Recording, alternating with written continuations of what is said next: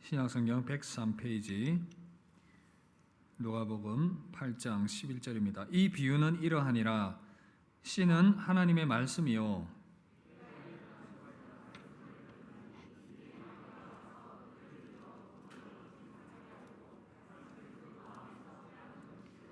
바위 위에 있다는 것은 말씀을 들을 때에 기쁨으로 받으나 뿌리가 없어 잠깐 믿다가 시련을 당할 때에 배반하는 자요.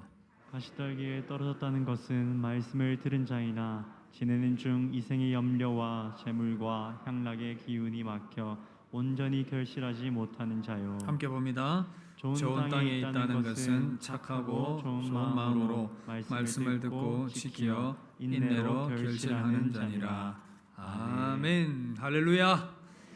저는 이 시간 그리스도인의 성장을 위하여라는 제목으로 여러분들을 말씀으로 섬기겠습니다.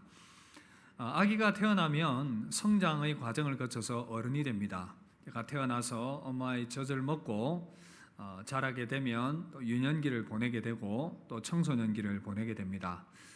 이제 또 장성해서 청년기를 보내고 또 장년으로 그렇게 성장을 하게 되는데, 성장을 해야 또 사회 구성원으로서 의미 있고 가치 있는 그런 귀한 삶을 살아갈 수 있게 되는 것입니다. 영적으로도 비슷한 원리가 적용이 됩니다. 우리가 예수님을 믿고 거듭난 이후에 우리의 영혼이 영적으로 성장을 해야 한다는 것, 그래야 그 성장을 통해서 영적으로 어른이 되는 것입니다. 여러분, 우리가 왜 영적으로 성장을 해야 되겠습니까? 여러 가지 많은 이유들을 생각을 해볼 수 있지만, 먼저 신자로서의 그 당위성의 측면에서 좀 생각을 해본다면, 믿음이 성장하는 것은 하나님께서 우리에게 원하시는 바요 명령하시는 바이기 때문입니다. 단순한 원리가 적용이 되겠지요. 부모가 이제 자녀가 태어났는데 성장하고 자라는 것을 기대하는 것은 당연한 것입니다. 마찬가지로 하나님께서도 우리가 영적으로 성장하고 자라기를 원하고 기대하고 계시다는 것입니다. 그래서 베드로 후서 3장 18절 보시면 오직 우리 구주 예수 그리스도의 은혜와 그를 아는 지식에서 자라가라, 그렇게 말씀하십니다. 골로새서 2장 6절 7절에도 보시면 그러므로 너희가 그리스도 예수를 주로 받았으니 그 안에서 행하되 그 안에 뿌리를 박으며 세움을 받아 교훈을 받은 대로 믿음에 굳게 서라. 예수님께 깊은 뿌리를 내리고 믿음으로 성장하라. 주님이 그렇게 우리에게 말씀하고 있습니다. 우리가 당연히 그렇게 성장해야 된다라는 것으로 적용을 해볼 수가 있습니다. 어디 그뿐이겠습니까? 우리가 그리스도인으로서 이 땅을 살아가는 삶의 실제적인 차원에서도 많은 유익이 있기 때문에 영적으로 성장을 해야 됩니다. 여러분, 영적으로 성장을 해야 믿음이 주는 기쁨과 의미와 가치를 누릴 수 있게 됩니다. 영적으로 성장을 해야 모든 시험과 도전으로부터 이겨낼 수 있는 그러한 힘이 있습니다. 영적으로 성장을 해야 모든 그러한 어떤 이 신앙생활 가운데에서 하나님이 공급해 주시는 은혜를 충만하게 공급받을 수 있고, 그 힘으로 이 땅을 기쁨과 즐거움과 감사함으로 내면의 강건함으로 살아갈 수 있게 되는 것입니다. 또 어디 그뿐이겠습니까? 우리의 어떤 이 사역적인 측면에서 본다면 성장을 해야 하나님 나라 위하여 의미 있게 기여하는 인생을 살아갈 수 있습니다. 어린아이가 무슨 일들을 할 수 있겠습니까? 어른이 되어야 세상에서 사회 구성원으로 일을 할 수 있는 것처럼 믿음이 성장해야 하나님 나라 위하여 의미 있게 무언가를 하면서 살아갈 수 있게 됩니다. 성장을 해야 우리가 교사도 할 수 있고 또 직분을 가질 수도 있고 각자 섬김의 현장에서 다양하게 기여를 하면서 또 살아갈 수가 있습니다. 복음을 전파할 수 있고 하나님 나라를 위한 의미 있는 일들을 할 수 있게 되는 것입니다. 우리 교회가 이제 올해 새해 시작하면서 새로운 그런 비전들과 표어들을 많이 걸어놨습니다. 보니까 뭐가 많이 붙어 있죠. 저도 붙어 있고 저기도 붙어 있고 새로 이제 다 붙어 있습니다. 이쪽에 붙어 있는 것은 2022년 이제 표가 되겠습니다. 올해 우리가 이 표로 달려가자, 그겁니다. 원로 목사님께서 건강한 교회라는 그 표를 가지고 달려오셨는데, 그것은 우리 교회가 영구적으로 지향해야 할 표로 저는 가치로 삼고 싶습니다. 우리 교회는 건강한 교회를 지향하는 교회입니다. 올해는 우리가 또 그 건강한 교회로 나아가기 위한 성령의 새 바람과 새 물결 필요합니다. 그리고 좀 더 구체적으로 우리가 사역의 현장 가운데에서 저러한 5대 사역의 비전들을 좀 구체적으로 실현해 내려고 합니다. 예배와 전도, 양육, 교제, 사역 이 5가지의 사역을 통해서 교회를 든든하게 세워 나갈 것입니다. 그리고 왼쪽에 보시면 우리 교회 사명선언문이 있습니다. 사명선언문이란 뭐냐? 우리 교회가 존재하는 이유가 저기 있다 그겁니다. 성북교회는 대구 지역의 잃어버린 자들을 구원하여, 우리 함께 한번 읽어볼까요? 시작. 성북교회는 대구 지역의 잃어버린 자를 구원하여 예수 그리스도의 제자를 삼아 하나님 나라를 확장하기 위해 존재한다. 아멘이시죠? 복음을 증거해서 구원하여서 어린아이 상태로 머무르는 것이 아니라 예수 그리스도의 제자로 만드는 것입니다. 그래서 하나님 나라를 확장하는 이 땅 가운데서 이 일들을 감당하기 위해서 우리가 부름을 받게 되었습니다.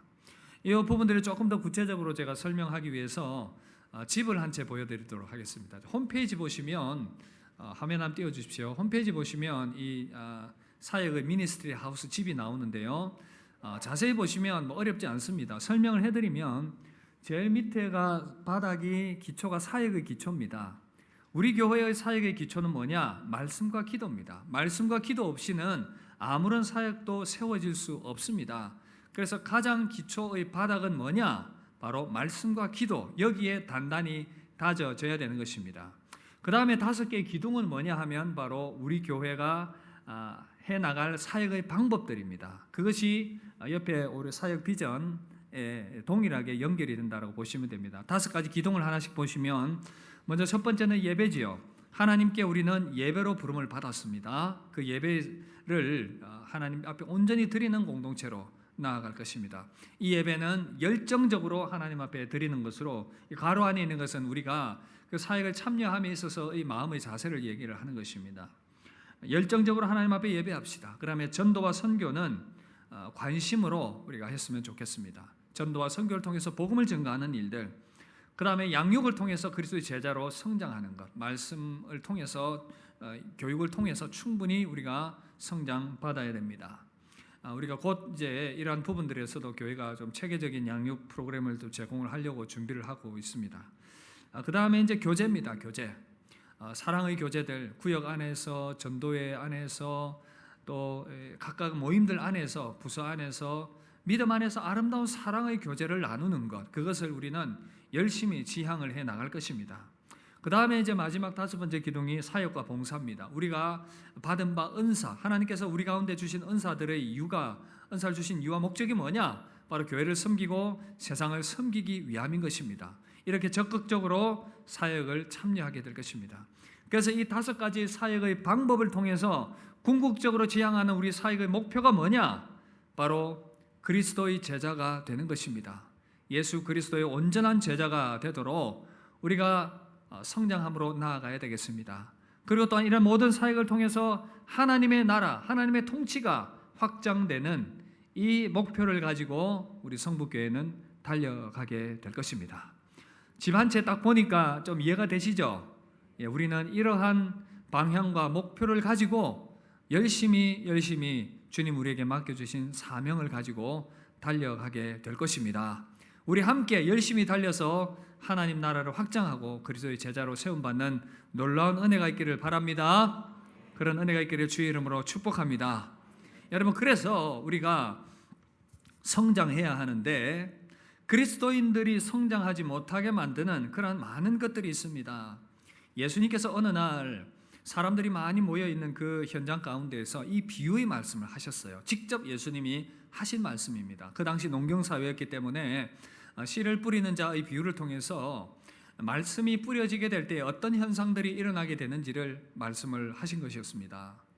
농부가 나가서 씨를 뿌렸습니다. 땅이 각각 종류가 있어요. 그런데 먼저는 이 씨가 길가에 뿌려졌습니다. 길가와 같은 땅이죠. 길가에 떨어지게 되었습니다. 그런데 새들이 와서 이 씨앗을 먹어버렸습니다. 예수님이 설명하십니다. 이 의미는 하나님의 말씀이 뿌려졌는데 마귀가 새에 비유가 된 것이죠. 마귀가 와서 그 마음에 뿌려진 말씀의 씨앗을 빼앗아가 버렸습니다. 구원을 얻지 못하는 그러한 모습으로 나아가게 되는 것이죠. 그 다음에 또 씨가 떨어졌는데 돌 위에, 바위 위에 이 씨가 떨어졌습니다. 조금 이 씨앗이 발화를 하는가 싶더니 이내 햇빛 때문에 말라버립니다. 이 말씀의 의미가 뭐냐? 바로 처음에 예수를 믿고 기뻐하며 즐거워하는데 햇빛이 쬐니까 이 햇빛에 이제 말라버리는 것처럼 시험과 핍박과 어려움이 오니까 믿음을 저버리는 그러한 비유인 것입니다. 그리고 또 세 번째는 가시떨기의 땅이었습니다. 가시가 많이 있습니다. 밭이 떨어졌는데 가시가 열매의 기운을 막아버려서 온전히 성장하지 못하게 만드는 겁니다. 영어 성경에서는 여기서 이제 머처라는 단어를 사용을 했는데 아주 적절하다고 볼 수가 있습니다. 성장하지 못하게 되었다. 가시가 그 기운을 막았다라고 말씀하고 있습니다. 그리고 마지막 네 번째는 좋은 땅에 떨어져서 30배, 60배, 100배의 결실을 맺었다라고 말씀을 하고 있습니다. 저는 오늘 이 시간 새해를 시작하는 이 시점에서 우리가 그리스도의 제자로 성장해야 되는데 어떤 부분에서 우리의 어떤 모습들을 돌아볼 필요가 있는가? 세 번째 땅에 좀 집중을 해보려고 합니다. 세 번째 땅이 뭐였습니까? 가시떨기 위에 가시떨기와 같은 땅입니다. 왜냐하면 우리가 성숙한 그리스도인으로 세움 받아야 하는데 우리의 삶에 이런 가시들이 너무 많이 있다는 거예요. 그래서 온전히 성숙함으로 나아가지 못하는, 그래서 새해를 시작하는 이 시점에 보다 더 우리가 옥토와 같이 되어서 말씀의 뿌리가 잘 뿌리 내려서 변화되고 그리스도의 제자로 세움 받아야 되겠는데 이러한 것들이 무엇인지를 돌아보면서 우리의 삶을 다시 한 번 더 말씀으로 다지는 그런 시간이 되기를 소원합니다. 어쩌면 오늘 말씀은 좀 더 교육적인 설교가 될 것 같다는 생각이 드는데 오늘 이 말씀을 통해서 우리에게 주시는 주님의 음성을 들을 수 있기를 바랍니다. 먼저 그리스도인의 성숙을 막는 가시떨기는 어떤 것이 있는지, 어떤 것인지 한번 살펴보도록 하겠습니다. 씨앗이 가시떨기가 많은 땅에 떨어졌습니다. 문제가 뭐지요? 우리가 상식적으로 알 수 있는 것처럼 이 가시는 생명력이 굉장히 왕성합니다. 씨앗이 떨어져서 작물이 자라지 못하도록 이 가시가 양분을 다 빨아당겨 버리는 겁니다. 그리고 또 가시가 작물이 자랄 때 막 찔러버려요. 열매를 찌르고 잎을 찌르고 그러니까 온전히 성장을 하지 못하게 되는 겁니다. 여러분, 이러한 것들이 무엇냐라고 했을 때에 예수님께서 구체적으로 설명을 해 주셨습니다. 대표적으로 세 가지일 수 있는데 다른 여러 가지들도 포함이 될 수 있습니다. 이 세 가지가 대표적이기 때문에 우리 주님께서 말씀을 하셨습니다. 먼저 첫 번째는 뭐냐면요, 바로 이생의 염려입니다. 염려라는 가시가 우리로 하여금 온전한 믿음으로 자라나지 못하게 막고 있다는 사실. 여러분, 우리가 이 땅 살아가면서 염려, 근심, 걱정할 일 얼마나 많습니까? 그죠? 살아가다 보면 걱정, 염려 안 할 사람 누가 있습니까? 죄송하지만 저도 그럴 때가 있습니다. 사람인지라 염려하게 되고 걱정을 하게 됩니다. 그런데 여러분, 이것을 우리가 너무 당연시하는 경향이 있더라고요. 여러분, 경험을 통해서도 아시겠지만 염려를 깊이 하게 될 때에 어떤 유익이 있던가요? 염려를 묵상하게 될 때 여러분들이 얻게 된 유익은 도대체 무엇이었습니까? 삶을 향한 절망과 우울함들, 그런 것만 자꾸 생겨나는 것 아니겠습니까? 그래서 이 염려가 그리스도인으로서 성장하는 데 굉장히 방해가 되는데 한번 가만히 생각해 보십시오. 이 염려가 왜 문제가 되겠습니까? 하나님을 향한 불신이 염려에 담겨 있습니다. 우리가 염려하고 근심하고 걱정한다라고 했을 때에 결국은 하나님께서 우리의 삶을 책임지시고 우리의 삶을 붙드시고 인도하겠다라고 하신 그 약속의 말씀을 신뢰하지 못하기 때문에 일어나는 우리의 마음의 그러한 불안정 상태 아닙니까? 염려한다는 것은 하나님을 온전히 신뢰하지 못한다라는 의미인 것입니다. 염려라는 단어가 메림론이라는 단어가 사용이 되었는데 마음이 흩어지다, 분산되다 이런 의미입니다. 염려하다 보니까 우리의 마음이 온통 다 흩어져서 집중하지 못하게 되는, 안절부절하지 못하는 그러한 상태에 놓이게 되는 것입니다.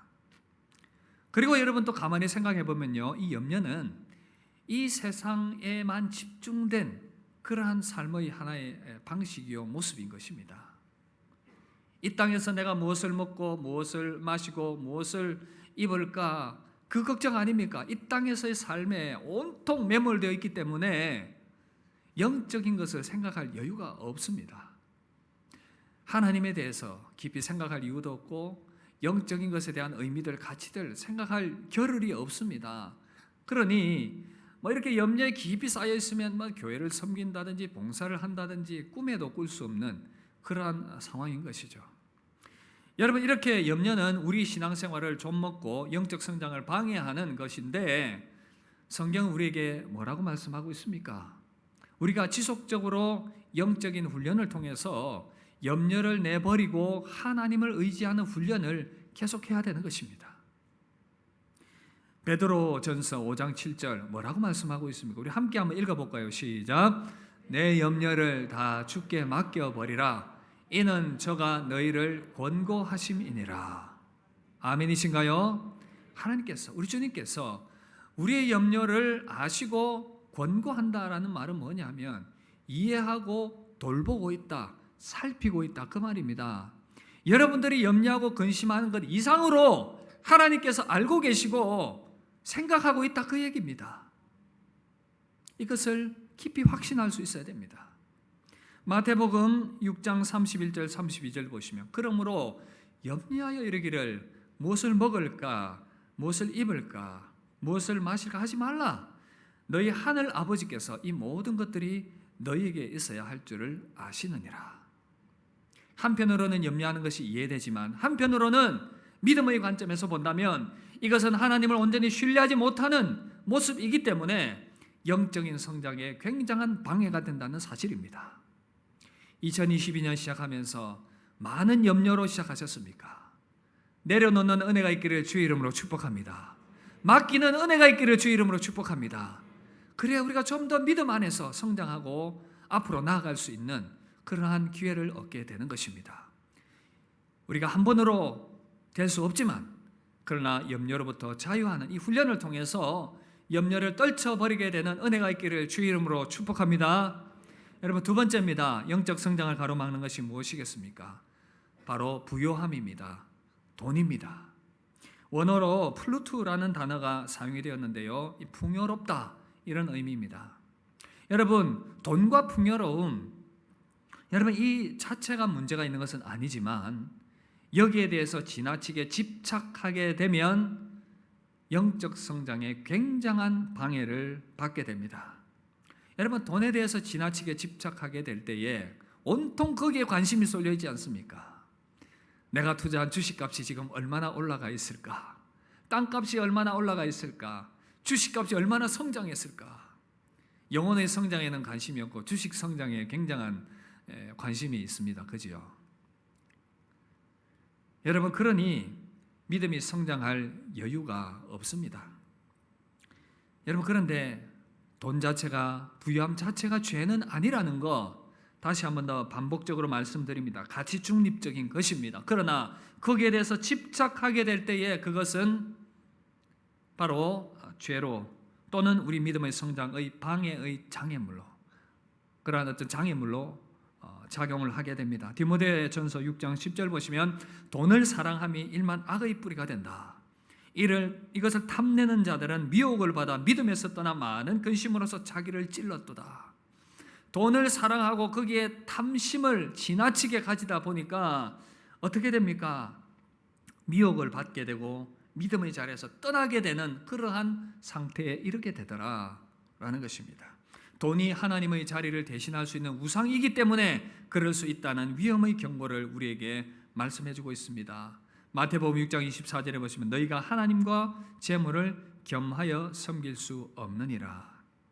여러분, 이렇게 돈이 우리에게 영적 성장의 장애를 줄 수 있다는 것, 돈이 부유하고 많아도 그럴 수도 있고 돈이 너무 없어도 돈에 집착하는 인생을 살아갈 수 있기 때문에 돈 자체에 매이는 인생이 어떻게 해요? 영적 성장에 굉장한 그런 삶의 모습들이 영적 성장에 방해를 줄 수 있다는 것. 저는 여러분들이 하고 있는 건전한 경제 활동과 노후 대책과 자산 관리 이런 것들을 말하는 것이 아닙니다. 너무 지나치게 거기에 집착되어서 영적인 삶을 방해하는 상태에 이르는 그러한 모습을 경고하고 있는 것입니다. 여러분, 그래서 돈과 풍요함이 하나님을 잊어버리지 못하도록 영적인 성장과 영적인 것을 추구하는 것을 방해하지 못하도록 마음을 지켜나가는 것이 신자로서 중요하다는 것입니다. 사도 바울의 정신을 한번 봅니다. 빌립보서 4장 11절 12절 내가 궁핍함으로 말하는 것이 아니라 어떠한 형편에서든지 나는 자족하기를 배웠느니 나는 비천에 처할 줄도 알고 풍부에 처할 줄도 알아 모든 일 곧 배부름과 배고픔과 풍부와 궁핍에도 처할 줄 아는 일체의 비결을 배웠노라. 저와 여러분들이 이 비결을 배우게 되기를 주의 이름으로 축복합니다. 돈이 우리의 믿음의 성장을 방해하지 않는 그런 차원으로 우리가 여유를 가지고 하나님께 이러한 부분들도 맡겨드리는 그러한 은혜가 필요하겠습니다. 사랑하는 성도 여러분, 돈 때문에 염려하고 근심하고 걱정하고 있습니까? 이 또한 하나님께 맡겨드리고 하나님의 공급하심을 신뢰하는 여러분들 되시기를 주의 이름으로 축복합니다. 마지막 세 번째입니다. 뭐겠습니까? 향락입니다. 향락. 세상 즐거움을 줍는 삶입니다. 우리가 참 부유한 나라가 되어서 즐길 것이 많은 세상이 되었습니다. 주말이 되면 곳곳을 찾아서 놀러를 갑니다. 캠핑과 스포츠, 여행, 다양한 것들을 많이 즐기고 누립니다. 뭐 그럴 수 있습니다. 괜찮습니다. 그러나 여기에 지나치게 탐닉해서 영적인 생활에 대해서 관심을 갖지 못하게 만든다면 이 또한 문제입니다. 또한 우리 삶에서 누릴 수 있는 다양한 그런 즐거움들, 다양한 그런 쾌락들, 이런 것들, 중독 현상들 굉장히 영적 성장에 방해가 된다는 것을 여러분들이 기억을 하셔야 되겠습니다. 죄가 주는 달콤함이 있기 때문에 더욱더 거기에 대해서 벗어나지 못하게 되는 것입니다. 이렇게 세상 즐거움과 일락과 향락에 빠져들게 되면 어느 순간 거기로부터 벗어날 수 없는 그러한 상태에 이르게 된다면 영적 성장에 굉장한 방해가 될 수밖에 없다는 것을 여러분들이 꼭 기억을 하시면 좋겠습니다. 지금까지 여러분들과 함께 우리의 영적 성장을 방해하는 세 가지를 말씀드렸습니다. 첫 번째가 뭐였습니까? 첫 번째 뭐였지요? 염려. 두 번째가요? 돈이었습니다. 세 번째가요? 향락이었습니다. 우리 옆에 사람들과 한번 확인해 볼까요? 영적 성장을 방해하는 그 세 가지 뭐였습니까? 한번 확인해 보십시오. 10초의 예를 드리겠습니다. 한번 체크해 보시죠. 영적 성장을 방해하는 세 가지. 제가 오늘 교육적 설교를 드린다고 했는데 한번 체크해 보십시오. 제가 한번 수업할 때 이렇게 하거든요. 확인해 보라고 그러고 그렇게 하는데, 우리 염려와 돈과 이 세상의 일락들, 이런 것들이 우리 믿음의 성장을 방해하고 있다는 것입니다. 그렇다면 우리가 이제 보다 더 성숙한 그리스도인으로 나아가기 위해서 어떻게 해야 되겠습니까? 한 세 가지 정도를 짧게 말씀드리면요, 먼저는요, 내 안에 있는 이 가시를 찾아서 제거해야 됩니다. 다 함께 따라합시다. 가시를 찾아 제거합시다. 이건 당연한 수순 아니겠습니까? 우리가 병원에 가서 몸에 이상이 있다라고 하고 또 수술을 해야 된다 그러면 수술을 해서 그 나쁜 병들을 제거를 하는 것입니다. 마찬가지로 주님께서 우리에게 2022년 새해를 시작하면서 너희들의 믿음의 성장을 방해하는 것들이 있다. 대표적으로 세 가지 말씀하셨는데, 그것들이 내 안에 발견된다면, 찾아진다면 제거해야 되지 않겠습니까? 우리 모두가 이러한 부분에서 온전히 자유할 수 없다는 것을 알 수 있습니다. 우리 모두가 다 해당이 될 것입니다. 그래서 우리가 이러한 부분들을 찾아내고, 마치 농부가 밭을 좋은 밭으로 일구기 위해서 잡초를 뽑고 가시를 뽑고 관리하는 것처럼 그러한 모습들과 그러한 노력들이 우리 안에 필요하다는 것입니다. 그렇게 잘 제거가 되어야 말씀의 뿌리가 우리 안에 견고하게 잘 내려질 수가 있습니다. 계속해서 패배하면 안 됩니다. 그래서 베드로후서 2장 19절에서 누구든지 진 자는 이긴 자의 종이 되느니라. 계속해서 패배하면 이러한 것들에 우리가 노예가 되어서 믿음의 성장을 계속해서 할 수 없는 그런 상태에 이를 수 있다는 것입니다. 가시를 찾아 제거하시길 바랍니다. 가시를 찾아 제거하시기를 바랍니다.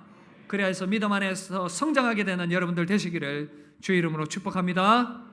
두 번째입니다. 말씀 듣는 자세를 좀 바꿔야 됩니다.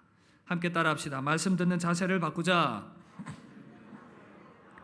여러분, 일단 내 안에 있는 가시를 제거해야 말씀이 들립니다. 그래야 이 말씀이 듣는 자세가 좀 제대로 갖추어질 수 있게 됩니다. 그와 동시에 돌아봐야 될 것이 우리가 말씀을 듣는 우리의 어떤 자세들이죠. 나는 말씀을 들을 때 어떤 자세로 듣는가? 여러분 스스로를 한번 체크업 해보십시오. 누가복음 8장 18절 그러므로 너희가 어떻게 들을까 스스로 삼가라. 너희가 어떻게 들을까 스스로 삼가라. 들을 게 있는 자는 들을지어다. 주님이 그렇게 말씀하십니다. 말씀에 귀를 기울이지 않는 여러 가지 이유들이 있겠지만 대표적으로 생각을 해보면 이러한 가시들이 우리 마음에 혼돈을 주기 때문에 말씀이 잘 안 들려요. 그래서 1차적으로 이걸 제거를 해야 됩니다. 여러분 일락과 돈과 여러 가지 염려와 근심에 쌓여서 자리에 앉아 있으면 말씀이 듣길 리가 있겠습니까? 제거해야 돼요. 그 다음에 우리 마음의 상태를 한번 돌아보십시오.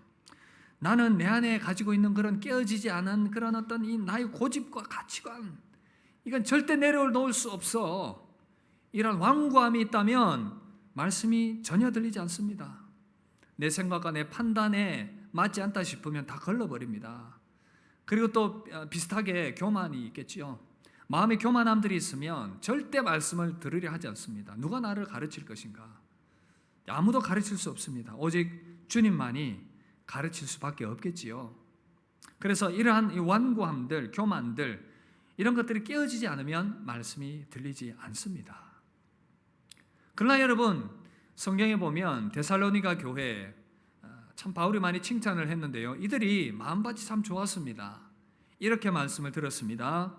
데살로니가전서 2장 13절 보시면 이러므로 우리가 하나님께 끊임없이 감사함은 너희가 우리에게 들은 바 하나님의 말씀을 받을 때에 사람의 말로 받지 아니하고 하나님의 말씀으로 받음이니 진실로 그러하도다. 이 말씀이 또한 너희 믿는 자 가운데서 역사하느니라. 역사하는 말씀이 되기 위해서는 그 말씀을 받는 말씀을 하나님의 말씀으로 받고 인정을 할 때에 우리 안에 일어나게 되는 놀라운 변화인 것입니다. 여러분들이 말씀을 읽을 때에 하나님이 나에게 말씀하신다라고 마음을 준비하고 읽을 때에 말씀하시는 하나님의 음성을 듣게 될 것입니다. 주의 종을 통하여 선포되는 말씀을 들을 때에 하나님께서 종을 통하여 말씀하신다고 생각을 할 때에 여러분들 가운데 말씀이 역사하게 될 줄 믿습니다. 그래야 변화가 일어나게 되고 열매가 나타나게 되는 것입니다. 사랑하는 성도 여러분, 하나님의 말씀이 들리십니까? 하나님의 말씀이 들리십니까? 제가 여러분들에게 말씀드리는 것은 물리적인 이 소리가 아닙니다. 하나님의 말씀이 말씀으로 들리고 내 마음에 깨달아지고 내 마음에 받아들여지고 그래서 내 영혼의 양식이 되는 그러한 영혼의 열린 귀가 있는가 하는 것입니다. 말씀이 들리고 말씀이 이해가 되는 자가 복된 자들인 줄 믿습니다. 그래야 우리 안에 참된 변화가 일어나게 되고 그로 말미암아 영적 성장이 일어나게 되기 때문인 것입니다. 말씀을 듣는 자세를 바꿈으로 성숙과 성장으로 나아가게 되는 여러분들 되시기를 주의 이름으로 축복합니다. 마지막 세 번째 실천적 방안으로 인내해야 됩니다. 함께 따라합시다. 인내하자. 여러분 8장 15절 보시면 열매 맺는 좋은 땅에 대해서 이렇게 설명합니다. 말씀을 듣고 지키어 인내로 결실하는 자니라. 여러분 이렇게 가시를 제거하고 우리가 영적으로 성장하기 위해서는 인내가 필요해요. 농부가 씨를 뿌리고 그것이 열매가 나도록까지 기다리는 인내의 시간이 필요한 것입니다. 또 우리 안에 있는 이 가시들이 너무 많기 때문에 염려로 평생 살아온 나의 인생이기 때문에 이것을 제거한다는 것이 한 번에 되진 않는다는 거예요. 그래서 계속해서 우리는 하나님을 신뢰하는 훈련을 해야 될 것입니다. 그래서 내 안에 있는 그 염려의 뿌리들을 자꾸 제거해내야 되는 것입니다. 우리 안에 돈에 대한 그런 탐욕들이 일어날 때에 그래도 하나님을 더 귀하게 생각하고 영적인 가치에 대해서 소중하게 여기는 그 훈련들, 그러한 유혹들을 참아내는 인내가 우리에게 필요한 것입니다. 세상 일락과 쾌락이 우리의 삶을 통제하려고 할 때에 그것을 참고 견디며 인내하며 주님의 말씀을 더 사랑하고 주님께 더 가까이 나아가려는 그러한 인내함이 우리에게 필요한 것입니다. 그렇게 살아가는 것이 우리 인생의 그런 어떤 이 인생의 가시들과 함께 살아가는 것이 우리의 인생의 유익이 되고 우리의 인생의 참 생산적인 것이다라고 한다면 그렇게 살아가면 좋은데, 그게 아니니까 우리는 이것을 제거하면서 더욱더 하나님의 사람으로 영적으로 성장을 해야 하는 것입니다. 그것이 우리에게 더 큰 유익이 많기 때문에요. 그래서 인내함으로 열매를 거두게 되기를 주의 이름으로 축복합니다. 인내함으로 영적으로 성장하게 되기를 주의 이름으로 축복합니다.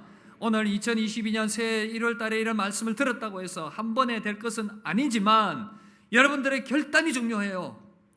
내가 그렇게 살아가기로 결단하리라. 그래서 자꾸 그런 가시들을 제거하면서 내가 영적 성숙을 이루어가리라. 이러한 결단들이 저와 여러분들에게 필요한 것입니다. 사랑하는 성도 여러분, 영적 생명을 짓누르는 이 염려와 돈과 향락들, 이런 것들이 제거되어서 더욱더 믿음 안에 아름답게 세워져서 좋은 밭이 되게 되면 너무나도 많은 유익들이 있습니다. 말씀을 받는 족족 그것이 내 영혼의 양식이 되고 내 영혼을 강건하게 만들고, 그래서 믿음으로 나를 더욱더 성장시키고 성숙시키고, 그래서 하나님의 뜻을 이루게 되고 이 땅 가운데서의 삶도 정말 기쁨 가운데서 믿음의 삶으로 그렇게 살아가게 되고 하나님의 귀하신 뜻을 이루어가는 그런 인생을 살아가게 된다면 얼마나 복되고 가치 있는 인생이 되겠습니까? 시편 2편의 말씀처럼 복 있는 사람이 어떤 사람입니까? 하나님의 말씀을 즐거워하고 그 말씀을 주야로 묵상하면서 그렇게 말씀에 깊이 뿌리 내린 삶을 살아가면 어떻게 됩니까? 시냇가에 심은 나무가 시절을 쫓아 과실을 맺는 것처럼 우리 인생에 그런 풍성한 열매들이 많이 나타나게 되는 것입니다. 다른 사람들을 유익하게 만들고 기여하는 그런 멋진 인생을 살아가게 되는 것입니다. 때로는 인생의 광야를 만나더라도, 메마른 인생의 길을 걸어가게 되더라도 그 가운데서도, 가뭄 가운데서도 메마르지 않고 잎의 청청함을 자랑하면서 우리 인생이 그렇게 아름답게 세워질 수 있게 되는 것입니다. 이사야 58장 11절 뭐라고 말씀합니까? 여호와가 너를 항상 인도하여 메마른 곳에서도 내 영혼을 만족하게 하여 내 뼈를 견고하게 하리니 너는 물된 동산 같겠고 물이 끊어지지 아니하는 샘 같을 것이라. 할렐루야. 2022년 여러분들의 삶 가운데, 여러분들의 가정 가운데 이 은혜가 가득하기를 주의 이름으로 축복합니다. 물된 동산과 같은 여러분 자신, 가정, 교회, 그래서 하나님의 풍성한 은혜를 마음껏 누릴 수 있기를 기대합니다. 우리 말씀 마무리하면서 다시 한번 더 오늘 말씀을 간단하게 정리를 해봅시다. 영적 성장을 방해하는 것들이 있다고 얘기했습니다. 가시들이 있다고 얘기했습니다. 염려와 돈과 이 세상의 향락들, 그리고 다른 우리의 삶의 그 믿음의 성장을 방해하는 것들, 가시들 제거하면서 인내함으로 부지런히 우리가 그렇게 우리 자신을 가꾸어 갈 때에 우리는 옥토와 같이 바뀌어서 30배, 60배, 100배 열매를 맺게 될 것입니다. 말씀과 성령은 함께 역사하십니다. 말씀과 성령은 함께 역사하십니다. 그래서 말씀이 우리 가운데 역사하실 때에 성령께서 우리 안에 역사하시고 성령의 새 바람과 새 물결이 우리 성북 교회 가운데 강하게 역사하실 줄 믿습니다. 그 은혜가 임하기를 기대합시다. 그 은혜가 임하기를 사모합시다. 그래서 함께 우리 믿음으로 달려가는 복된 은혜 받으시고 풍성한 은혜 받아 누리는 저와 여러분들 되시기를 주의 이름으로 축복합니다. 우리 함께 찬양하고 받은 말씀 가지고 기도하도록 하겠습니다. 우리 오소서 진리의 성령님,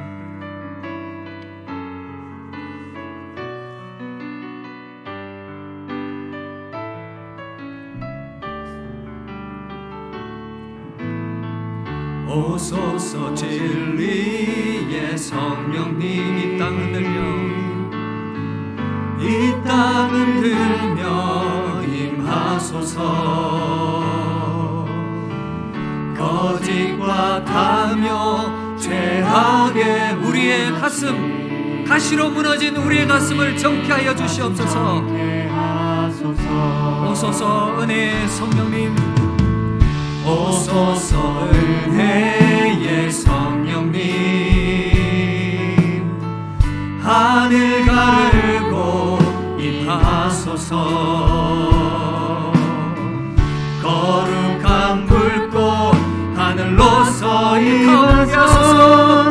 타오르게 하소서. 주 영광 위에 부흥의 불길 타오르게 하소서. 진리의 말씀 이 땅 새롭게 하소서. 은혜의 강물 흐르게 성령의 바람 이 땅 가득 불어와. 흰 옷 입은 주의 순결한 백성 주의 영광 위에 이제 일어나. 열방을 치유하며 행진하. 영광 우리 부흥을 우리 심령의 부흥을 사모하며 부흥의 불길 타오르게 하소서. 부흥의 불길 타오르게 하소서. 주의 말씀 이 땅 새롭게 하소서. 은혜의 강물 흐르게 성령의 바람이 우리 가운데 불기를 기대합니다. 성령의 바람 이 땅 가득 불어와. 흰 옷 입은 주의 순결한 백성 주의 영광 위에 이제 일어나. 열방을 치유하며 행진하는 영광의 그날을 주소서. 여러분, 우리 시간 합심하여 한번 기도합시다.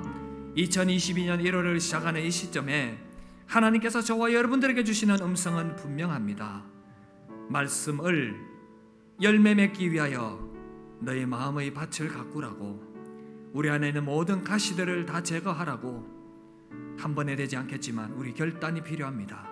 우리 시간 기도할 때 주님, 내 안에 있는 모든 가시들, 염려와 재류와 또한 여러 가지 그러한 유혹들, 세상의 즐거움을 추구하는 것들, 그리고 다른 그 어떤 것들 주님 제거할 수 있도록 은혜를 더하여 주옵소서. 결단케 하여 주시옵소서.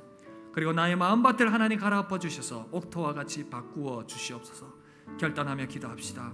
더욱더 인내하며 하나님의 은혜를 구하며 참으로 항상 나의 마음을 옥토로 바꾸기 위하여 애쓰고 힘쓰며 기도하는 나의 모습이 되게 해달라고 우리 시간 합심하여 한번 기도하도록 하겠습니다. 기도하겠습니다.